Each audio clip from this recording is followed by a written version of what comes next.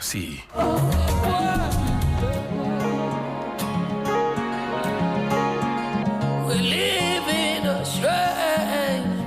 But if you're a leader and you send a second signal to the people you work with, it sort of can send them in a different direction. It either enables them to do the right thing and they become very strengthened, or it also could enable them to do the wrong things. And then there are some that you will catch, there are some that you will not catch. So it's possible that there are some that the past Director General knew about, but because he had given a certain wave to certain people, then it enabled other people to do certain things behind his back, as we say here. So it is worrying. For those that have found out that they even did things, and there's no been evidence, right, for the NIB to have called them in, I have taken action and then asked them to move away from the sensitive places that they are. We are still investigating. How many such cases did you identify? Oh no, it's going to happen. It's not over yet. But then I have to have conclusive evidence to take an action. All right, and for those, there've been a couple of them, yes, that in the past they did certain things. The Director General knew about it, but because of probably their backgrounds or where they came from, the Director General's hands were tied not to take it. But when you went in, I have. If I would take those decisions and they will go against me in my mind that it's in the interest of the authority, in the interest of saving public purse, I'll take that decision regardless. What did they do? Well, I mean, those you have interdicted. Yes, of course. No, I haven't interdicted. But you've moved them around. Because they will also have its own administrative challenges. I must have done the investigations and people have sat down to do. But then those were what I've had on personal basis. You know, if in the past you have done something, there was a particular gentleman, and I'll say here for the first time, that's our system administrator, our consultant say, you know what, even if I will lose my business, I will not allow you access in the system ever again. For such a person, I will, I'll move the person out. My disappointment with that particular case was that, whereas everybody I worked around the authority knew about this incident, they didn't tell me until somebody who has now been interdicted by, been charged by the NIB investigations come forward. Oh, if I am going, why is this guy still here? And I called him and put the allegations before him, and he had no answer. So I had to move away from where he is. You know, from what you have said so far, I glean that outside of the leadership situation that you may have or the NSA may have, there's also the appears to be stuff leaning towards manipulating the system. Now, you've mentioned before that you conduct a staff audit. What will you be targeting in this audit? That's what people now know, and it's certain that you don't have. You could be my brother or my anybody. If I find an act of wrongdoing, I'll take action very swiftly, and that people are aware. So it's if it is that impartial, that if you're my friend, if you're my brother, I'll take action that I would have to take. They are aware that they should be mindful about the things that they are doing. A staff audit at this point is really serious because I'm also mindful of a situation where you could bring the entire authority down, because I've heard people say that, you know what, if I open my mouth or if I say something, the whole authority will come down.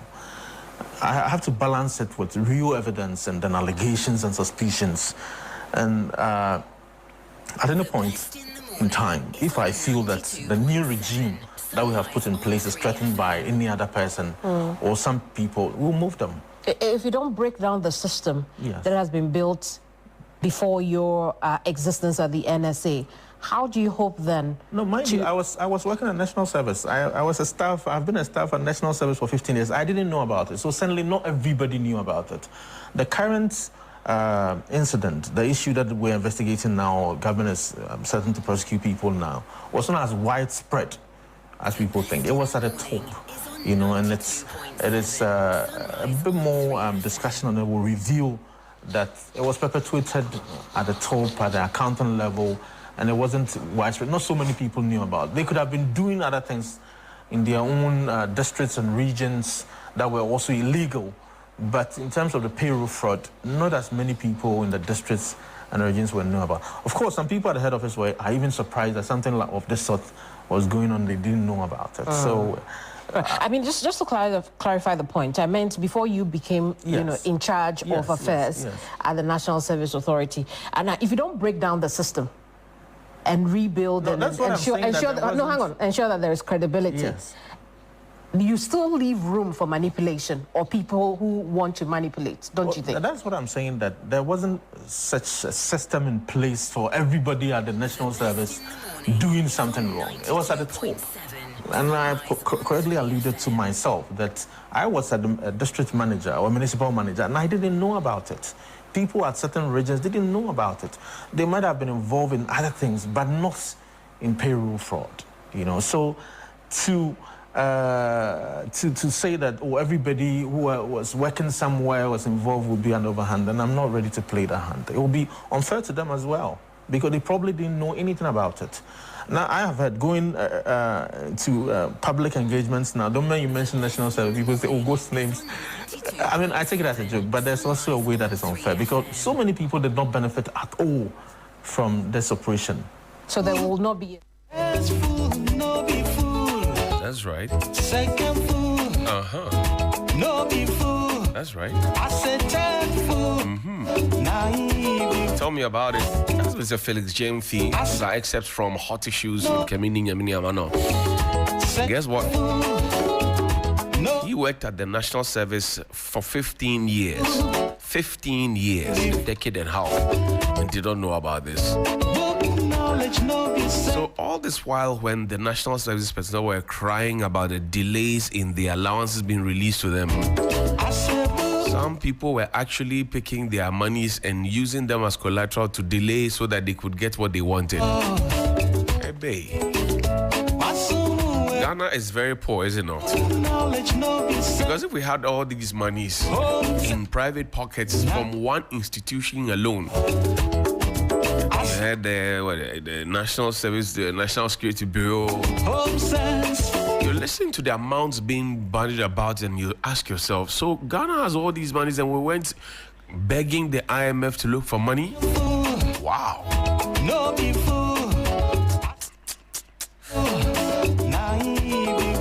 I don't know how shocked you are, because I'm in shock. I'm in some real big shock. We await the actions. Let's move away from the National Service and Ken Ofori-Atta and all those conversations. The Attorney General has promised that he will expedite action on the prosecutions. But it isn't just about the prosecutions, no, it's also about the retrieval of some of the monies. All of it. The assets which were procured with these monies. Hey. A year ago, 1 year ago, listen to the question and the answer. Akosua Akamenku, all of Ghana. What else why should anybody question my nationality beyond this? And you said you've read it. I'm not a lawyer, I read a bit, but as a matter of fact, there's nothing in that judgment that I read that actually says Article 6.2 should be interpreted in any other way.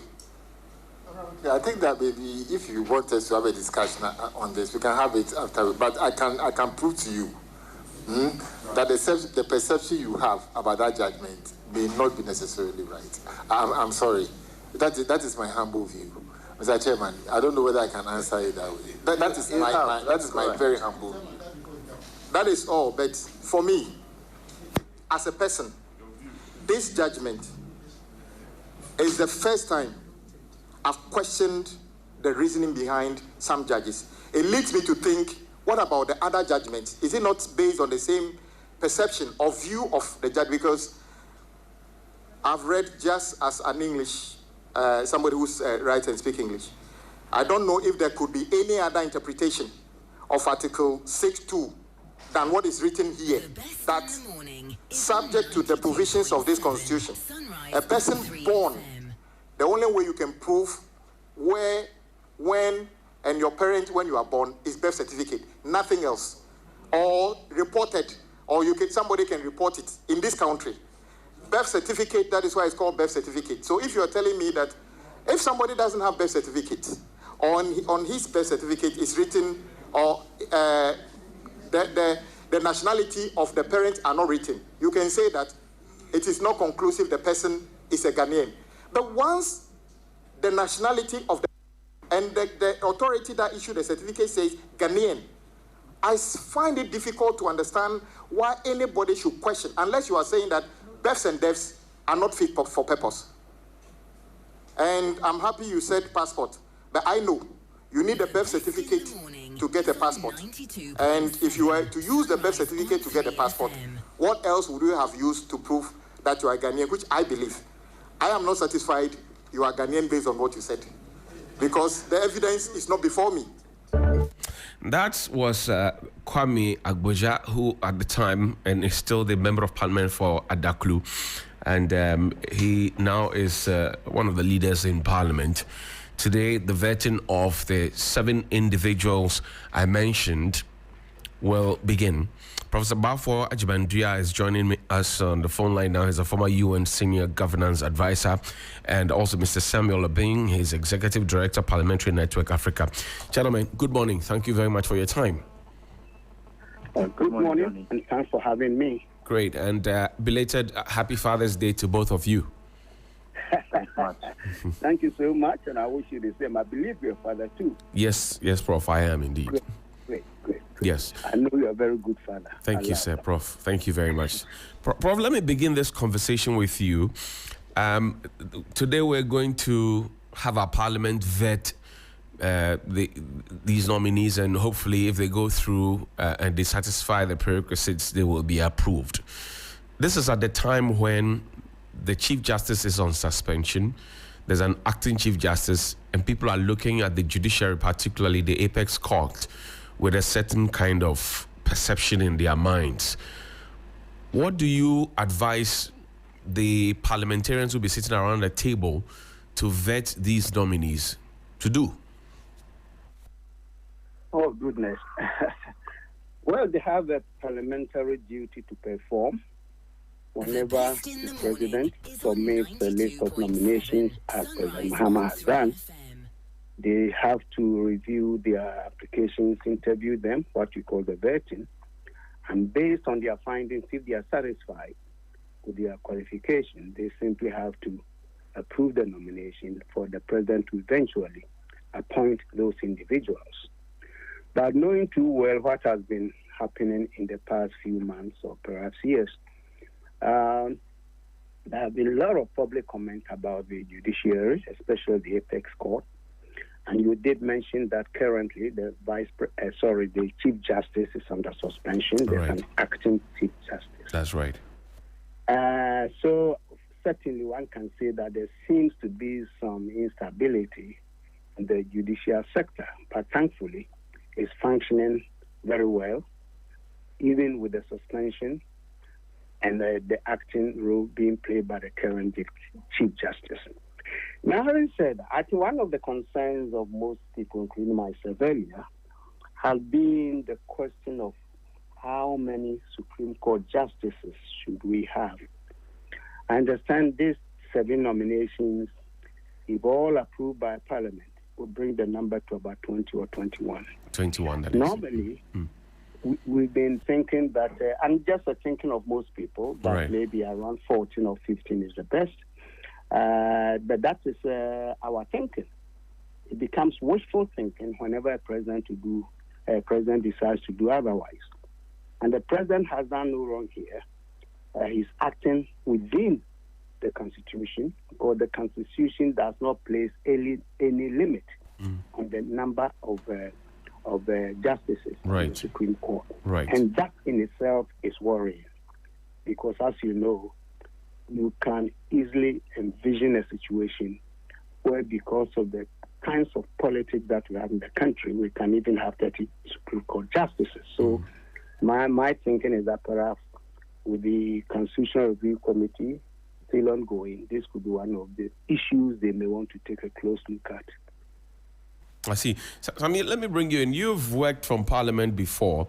The Parliament of the Republic of Ghana, particularly the Appointments Committee, have been fingered in many instances to be a rubber stamp or a conveyor belt of a sort, where nominees that come before them whether they answered the questions that were satisfactory or the answers were not satisfactory, they still go through anyway. What is your view on that perception? Well, Johnny, it's a perception that over the years, Parliament itself has not done itself a lot of good in dispelling. And sometimes when you allow some of these public perceptions to fester, it almost becomes, factual. However, we also know that, and because we are discussing members of the judiciary who need to be given prior approval by Parliament, right. I intend to cite this example. We also know that Parliament in the 8th Parliament were presented with a couple of nominees for the Supreme Court who, that's right.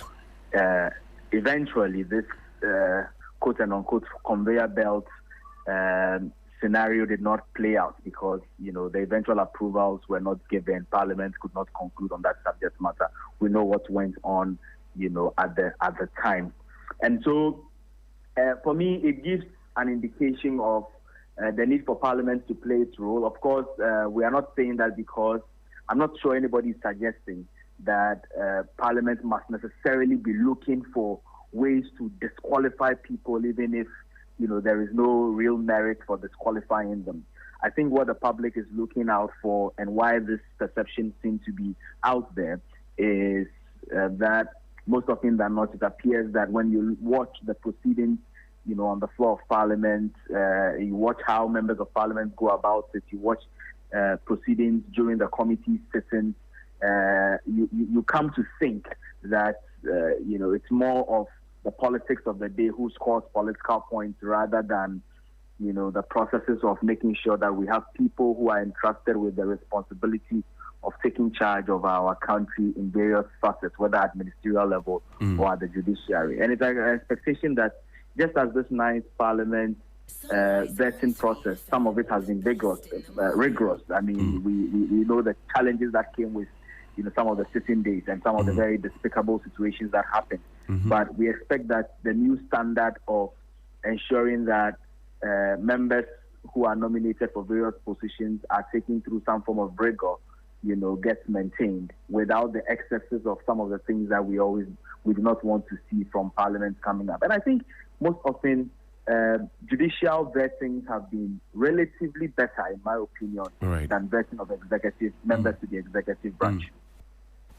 Prof, I bring you in again. There's also another perception that depending on which administration nominates a judge, the judge tilts in favor of that administration. Many judges have tried to dispel that perception, but it seems to have stuck, as Sami said, because the judiciary may not have done what they ought to have done publicly to purge itself of that perception. What do you say to that, sir? Well, first of all, let's be clear here. In a democratic system, especially when you have the political duopoly, two political parties dominating the system, as we have here, you are bound to look at presidential appointments with suspicion. That is to say, the opposition will look at the presidential decisions and appointments with suspicion. I don't know if it's any more useful to go to the United States, for example, but for the sake of this discussion, we know that in the U.S., when a Republican president appoints or nominates justices to the court, they do with a certain sense of, orientation, because they don't want to put someone known to hold views that are opposite to the doctrine or the beliefs of that party. So it's very true that presidents do select and appoint people who they think will endorse endorse them when they make decisions or when cases come to the court. In fact, we have seen that many times. We remember recently when Biden appointed the lady, the first black lady to go to the court. Right. If you follow the discussions in America, clearly they took sides. The Republicans didn't want it. So they said she was too liberal. She supports abortion, blah, blah, blah. And therefore, finally, she was approved. And it's been the case consistently over the years in the U.S. So here, I'm not surprised that having a duopoly as we have, political duopoly, we're going to have that all the time. In fact, that is why at least one country that we all know has cleverly avoided that situation by taking the appointments away from the executive to a judicial committee or commission. I'm talking about Kenya, right, where the president does not nominate. The judicial sector has its own judicial council, which, when there's a vacancy, will advertise publicly, qualify people who apply, we do the screening, select top 2 or so, and submit to Parliament. Once Parliament approves, then it goes to the president to sign. And that seems to have mitigated this serious concern that we have in duopolistic political systems. So if we are concerned about that, and truly, unless the Constitution is amended, we can envision a situation where we're going to have about 30, 40 justices. Because if we go on this tangent, that these people are appointed by this party, say NPP or NDC, with they are all NPP hatchets, and therefore when we come, we're also going to appoint X number to balance it, as the argument has been. Then, suppose there's a change of government next time, and they also come, because you can't fire justices, so we're also going to appoint a set of justices to balance. Man, we're going to find ourselves in a serious mess. So personally, looking at all this, and I think the American example is not the best, we should begin to rethink how we do this. In fact, not only the judiciary, I will even advocate similar changes for the appointments of the independent constitutional bodies, the EC and all, because the EC has demonstrated this kind of dilemma for us, the firing of Charlotte Osei and the threats to fire the incumbent one. So I think we need to think seriously to create some sense of stability in the way these key institutions function. Sammy, you look at the conversations around the capping of the number of judges at the Supreme Court, and then some others also argue that their functions or the functions of the apex court is perhaps different from the situation in the United States, South Africa, and so many other places. Because in the case of our Supreme Court, they have original jurisdiction, which is to interpret the Constitution. They have appellate jurisdiction and some 3 others. Does that argument hold in terms of to cap or not to cap the numbers at the Supreme Court? Johnny, I like to look at this situation first from the point of what our current constitutional arrangement, allows. Right. And that's why, of course, Prof, eloquently indicated how, His Excellency the President or any president in the past may not necessarily have committed any breach of the Constitution by nominating and nominating. And so at the moment, we have a system that does not, prescribe capping. And we have an opportunity to be able to also, change our system. But fortunately, the current system that we run has been run in this country for over 3 decades. What that means is that we've been able to experiment it.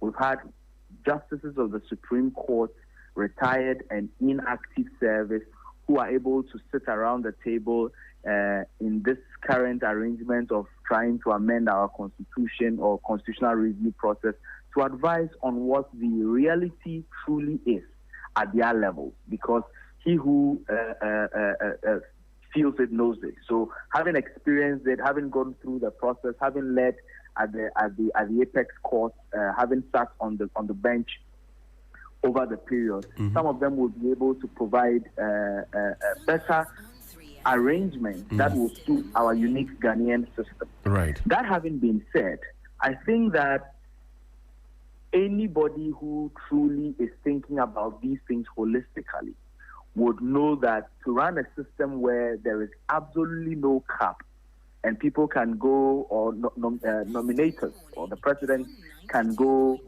to whichever length with the numbers, it's not a very good arrangement, because it has various implications. It has cost implications. Right. It has the public perception implications. Mm-hmm. It has the stability of the judiciary implications. And by cost implications, we are not even talking about cost while they are serving as justices of the Supreme Court. We are talking also about cost when it comes to after they had retired, and issues around whether the Supreme Court needs all of those numbers, and issues around the administrative people who are supposed to serve under them and work with them, and all of that. We need to be careful about the bloating of the numbers, or taking the numbers to extents that are not manageable. But in doing so, like I said from the beginning, we also need to be minded about what the last 3 decades and more have taught us, so that in deciding on whether to cap or not to cap, and even at capping, what numbers to cap it at, because of the various responsibilities that the Supreme Court has, it will be informed by real facts, real data, real experiences of people who have lived these roles over the years. Yeah. Prof, now I come to you. We have seen the Parliament of the Republic of Ghana vet ministers. Some have called it marathon vetting, because some have even crossed the first day and gone into the second day. Some have done 6 hours and all of that. Would you be surprised if you see that in the selection of these judges, particularly because of the public interest at this time in the life of the judiciary? Well, if any of them will have to travel beyond 5 hours or 6 hours, as you are saying, then I hope there's a substantive matters to be addressed. Otherwise, it will make no sense to keep somebody that long. Moreover, there's overwhelming majority in Parliament supporting the president. That's the president's party is an overwhelming majority. Right. So if they want to really have their way, they will have their way. So I guess my response is that if there are substantive matters that need to be probed, sure, we can even go for 10 hours. But not for the sake of politics or showmanship or anything of the sort. You see, because these people nominated have been on the bench for I don't know how many years. They are all known individuals in terms of their performance in the court over the years. But of course, there could be something that you and I may not know about the individual. So if this is the time the parliamentarians will fish that out, that's a different story. Otherwise, there will be no sense in going that long. But I think what is important here, the argument that perhaps some of us are making should not come to the floor during the interrogations or the vetting. That is to say, why would the president appoint 7? It's a useless argument, because as I said earlier, he has the power to do that, and he has done it. Right. You can only go and challenge the constitution, not the president. So if they use that kind of argument to delay the vetting, for me, that would be a waste of time. Then what else? All the issues I've raised about. I think what we'll have to begin to look at, and I think my colleague on the other line alluded to that, and I think I said it earlier too. Yes. I think we need to look at our system creatively and innovatively. Sure, we've been around with this constitution for 32 years plus. We know the challenges that we have. You see, in a pluralistic democratic system, that is, having more than 2, some of these issues will not arise. But in our system, in our political system here, they are bound to arise. Look, because somehow we tend to politicize everything in what we do nationally. And that is a problem that I don't know how we solve it. So let's begin to look at systems that can be devised to mitigate the negative impact of such a system on what we do as a nation. And for me, the judiciary is perhaps one area. And I think, I don't know whether the judges themselves can think about the system, because in fact, the Constitution gives them independence. And I think with that independence, they can also do a critical review of their performance over the past 32 years to come out, to tell us the problem. Look, this thing about so many cases we have to create more judges, I think it's an argument that I don't buy. Because why can't we again make changes? If the court has the original jurisdiction on constitutional matters, which is true, can't the Supreme Court relegate some of these duties to the lower courts so that the Supreme Court can just become the court of appeal when these things? People are not satisfied at the lower levels. So I think we just have to think creatively. Because if it's a matter of cases, and therefore we should create judges. In fact, I've even heard somebody suggesting that we should open a part of the Supreme Court in Kumasi or the North or something like that. Hey, I think we just have to find out. Because you know what? The Supreme Court justices, like other high-level appointees, they retire on their full emoluments. Right.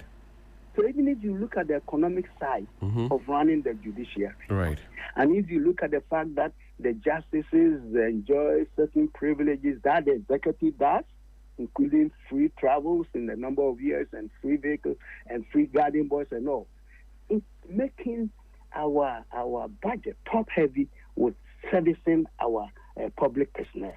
And that's why I don't have enough left for development. So I think the economic side of this must also be examined, so that we do not simply say, because the work overload is so much, let's keep on appointing more and more and more. So I think all of these are issues that might be examined carefully for us to think how we can maintain a decent number of justices without needlessly creating Supreme Court offices around the country and appointing more. So my final question to you is this. Yesterday when we put out the flyer that we're going to have this conversation, a communication studies student came asking, I hope they don't go asking the judges, what do you intend to do when you get to the Supreme Court? Because you claim that they have heard it too many times at the vetting table. What do you say to the thoughts that this young student expressed yesterday? Well, Johnny, at the level of the vetting, appointment committee processes, it is important that we look at the experiences that we have had, the situation that has played out holistically. Look, over the last couple of years, we've had a number of appointment committee sittings that have vetted justices nominated for the Supreme Court. I'll need us to carefully look at how the conversations have gone at those vettings. They're quite different from how the conversations go during the executive branch, nominees when they are being vetted.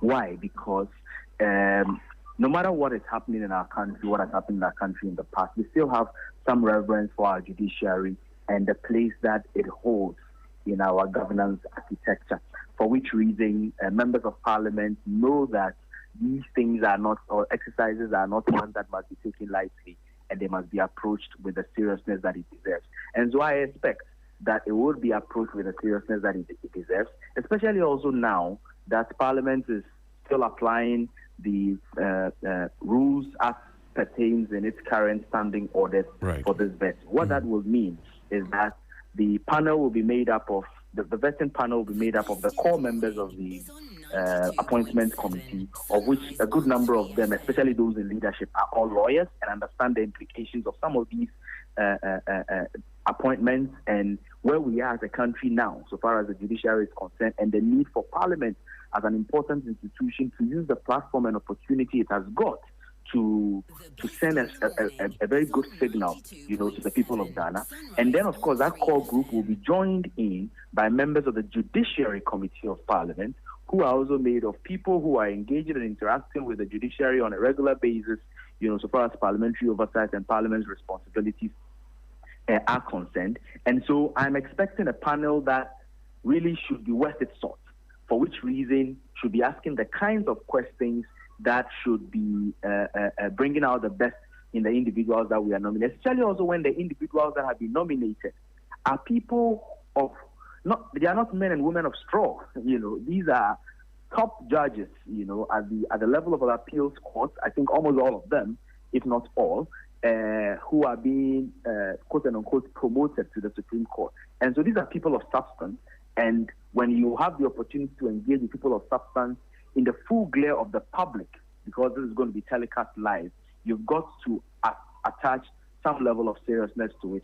And that is my expectation of the Parliament of Ghana. So I really do not expect that this will be similar to what we see when it's vetting time for members of the executive, ministerial.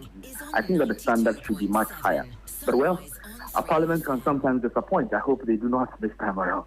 Samuel Bing of the Parliamentary Network Africa, we're grateful that you joined us this morning. Prof, you have the closing thoughts. What do you leave us with, Prof? Well, in a way, I associate myself with my colleague in terms of the behavior expected of the parliamentarians. I think there should be no showboating and those kind of things, because truly, these people, the 7 nominees, certainly, they've accomplished jurists.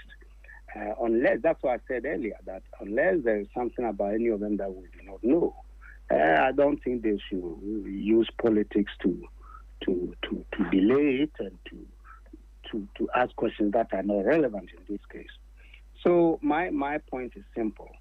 I think we should go ahead, get them installed, but beyond that, Parliament itself should look at championing a change in the appointments of these independent institutions, because you cannot have effective checks and balances in a democratic society such as we are seeking to build if these institutions lose their independence, either by way of how appointments are made or by way of how Chief Justice will just sell himself or herself to the executive and all kinds of things. But I think the appointments are made neutrally, as I've suggested earlier. Then hopefully we cannot trust that the judiciary will have the trust of the citizens, and their work will be highly revered, as it should be. Prof, I thank you very much indeed for your time. That's Professor Bafo Adjumandua, former UN Senior Governance Advisor. We're grateful to you, Prof. Thank you. That's our conversation here, and your thoughts and comments are always welcome and invited. You can join us on our Facebook page at 3FM927.